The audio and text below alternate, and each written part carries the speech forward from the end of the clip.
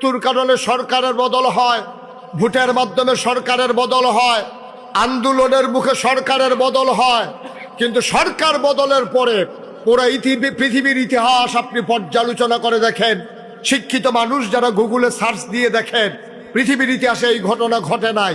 গত 5ই আগস্ট বাংলাদেশে যে ঘটনা ঘটেছে, ঠিক কিনা বলো? কি ঘটনা ঘটছে? সরকারের বদল হয়েছে। এইটা আমি যেটা বুঝাইতে চাইছি যে সরকার বদল হইতেই পারে, কারণে কারণে হবে, ভোটে হবে, মারার পরে হবে, আন্দোলনের মুখে হবে, কিন্তু সরকার বদলের পরে 330 জন মেম্বার অফ পার্লামেন্ট, আমলা কামলা বদুল্লা, র্যাব গোয়েন্দা, এরপরে ব্যবসায়ী কর্মকর্তা কর্মচারী উপদেষ্টা সবাই মিলে একসাথে দেশ থেকে পালিয়ে গেছে, পৃথিবীর ইতিহাসে নাই, ঠিক কিনা? এটা পৃথিবীর ইতিহাসে বিরল, এটা পৃথিবীর ইতিহাসে বিরল। এটা বাংলাদেশে গোটা পৃথিবীর মানুষ নতুন করে দেখলো সরকারের বদল হতেই পারে। আমি দেশ ছেড়ে চলে যাওয়া লাগবে কেমনে? কেন চলে যাওয়া লাগবে দেশ ছেড়ে?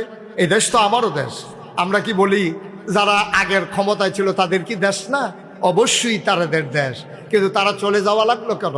নিশ্চয়ই এমন কোনো কাজ করেছে যেই কারণে তারা নিজেরা তারা পালাই যাওয়ার। কেউ কিন্তু আপনারা আন্তরিকতার সাথে খেয়াল করেন, রাজনৈতিক নেতৃবৃন্দ বলেন, বৈষম্য বিরোধী ছাত্র আন্দোলন বলেন, কোনো ইমাম বলেন, বক্তা বলেন, কেউ কিন্তু সরকার যে পদত্যাগ দেশ ত্যাগ করবে এটা কেউ চায় নাই। মিছিল করছে কি কয়? দফা এক, দাবি এক, পদত্যাগ পদত্যাগ। এটাই আমরা সারা জীবন শুনছি, ঠিক কিনা কন? খোলাফাইনে মিছিল করছে, রাজনৈতিক দলের নেতৃবৃন্দ মিছিল করছে, দফা এক, দাবি এক, পদত্যাগ পদত্যাগ। আল্লাহ কয় আরে না, দফা এক, দাবি এক, দেশ ত্যাগ দেশ ত্যাগ, ঠিক কিনা? আল্লাহর খেলা। এটা হলো যার যার কর্মের প্রায়শ্চিত্ত। আমি মাঝে মাঝে ঘটনাটা মনে হলো অঝুরে কান দিয়ে একা একা।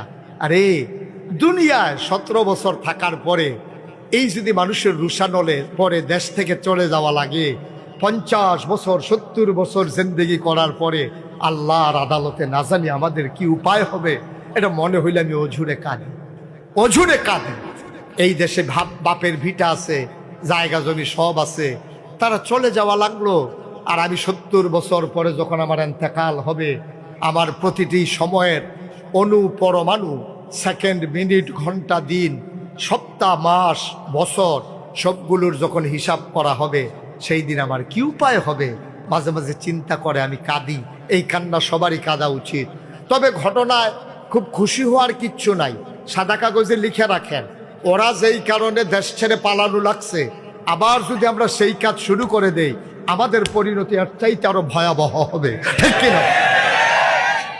এখন যদি হাতারা গেছে আগে সিএনজিতে চান্দা তুলতো, এখন আমরা যদি আবার কয়েকজনে গিয়ে আবার চান্দা তোলা শুরু করি, আমরা যদি আবার বাসখেরিয়া টেহা তোলা শুরু করি, একবারে মুরগান রামচন্দ্রপুর বাজার তো ব্যস্ত, গরিব মানুষ হেলতে পারে টেহা খাওয়ান শুরু করি, তা আমরার পরিণতি ওদের চাইতে আরো খারাপ হবে, ঠিক কিনা কম? সুতরাং শিক্ষা গ্রহণ করতে হবে প্রতি ঘটনা থেকে, নাইলে কিন্তু খাইবেন ধরা, ফরবেন মাইন কাসিফাত, ফরবেন মাইন কাসিফাত। সাংঘাতিক। যে ইতিহাস থেকে শিক্ষা নেয় না, গতকালকে থেকে যে শিক্ষা নেয় না, আগামীটা কাল তার কখনো সুন্দর হয় না। প্রতিটি ক্ষণ থেকে সুন্দর নিতে শিক্ষা নিতে হবে। আমিরুল মুমিনিন খলিফাতুল মুসলিমিন, ইসলামের দ্বিতীয় খলিফা হযরত মোবাইলগুলো বন্ধ করে দেন, যাদের মোবাইলগুলো বাজে বন্ধ করে দেন, এগুলা সবাই কনা আমিন, জোরে কনা আমিন। হযরত ওমর একদিন ডাক দেয়া কয়, শোনো, তোমার গতকালকের দিনটার চাইতে আগামী দিনটা যদি সুন্দর না হয়, তাহলে তুমি প্রকৃত মুমিন নও, তুমি প্রকৃত ইমানদার হইতে পারো নাই। কারণ গতকালকে তুমি যেই ভুলগুলা করছো, আজকেও যদি সেই ভুলগুলা করো, তুমি তো গরু ছাগল না, তুমি জন্তু জানোয়ার না, তুমি তো মানুষ। তুমি শিক্ষা নেও না কেন?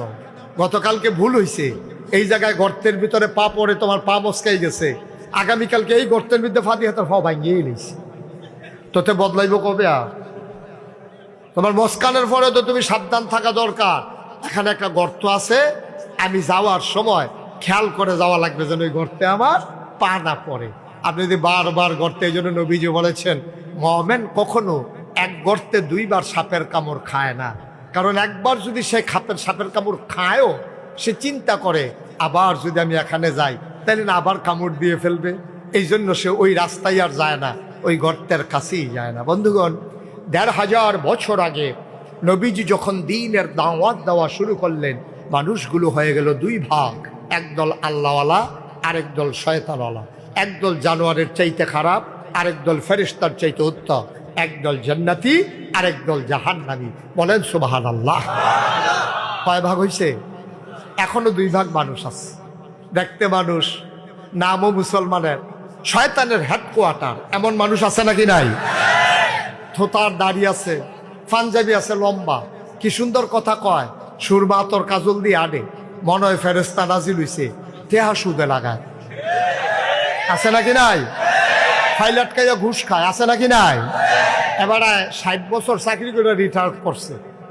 এবারে ফলাফাইনে চাইতে গিয়া কয়, চাচা ওহন চলেন কেমনে? আগে তো বেতন টেতন পাইছে, ওহন কেমনে চলেন? কই লাইরা চাইরা যে পেনশনের টেহারা পাইছে, এবারে লারে সারে মাইদে দিয়ে যেটা এটা দিয়ে চলে। সারাটা জীবন ফাইল লাইরা সেটা খাইলা তুমি, অফিসের বিদ্যা ফাইল লাইরা সেটা যাতা দিয়া ধরে রাখিয়া টেহা আদায় করে ঘুষ খাইয়া তুমি সংসার চালাইছ। আর অহন তুমি পেনশনের টেহারারে লাইরা সেটা তুমি চলতে আসো। আব্বা তুমি আর বদলাইবা কবে? তুমি আর মানুষ হইবা কবে? তুমি তো অমানুষের হইয়া গেছ। তোমার দাড়ি ফাঁকছে, টান টান চামড়া তোমার ঢিল হইছে। আগে গালের চামড়া কি প্লেন আছিল, অহন ভিতরে সাফার দাঁত ফইরা অন হেই গালের চামড়া ভিতরে গেছে, গাতা হইছে, ফোয়া খানেক তেল ধরে। হে তেল দেখে সারাশিল তেল দেয় বেড়া, এর পরেও বদলায় না। আর বদলাইব কবে? আর কবে বদলাবে? আর আমাদের এই পরিণতি 29 বছর এখানে মাহফিল হলো, আমাদের যদি নৈতিক মান পরিবর্তন না হয়, আজও যদি আমি নামাজকে পারফেক্ট করতে না পারি, আমি যদি প্র্যাকটিসিং মুসলিম হতে না পারি, আজও যদি আমার ভিতরে চেঞ্জ না আসে, আমি আর বদলাবো কবে? আমার ডেস্ট্রয়, আমার ধ্বংস সুনিশ্চিত। কিয়ামতের ময়দানে আমি মাথা উঁচু করে দাঁড়াতে পারবো না।